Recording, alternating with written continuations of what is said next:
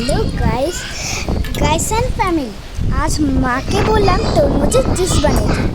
তাই মা প্রথমে তরমুজকে কুচি কুচি করে কেটে নিল, তারপর মিক্সিতে ঘুরিয়ে এগুলোর রস বের করে নিল।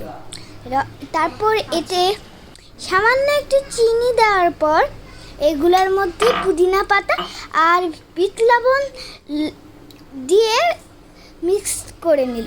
তারপর লেবু দিল, তারপর কিছু বরফের কুচি কুচি টুকরা দিয়ে আমাদেরকে পরিবেশন করলো।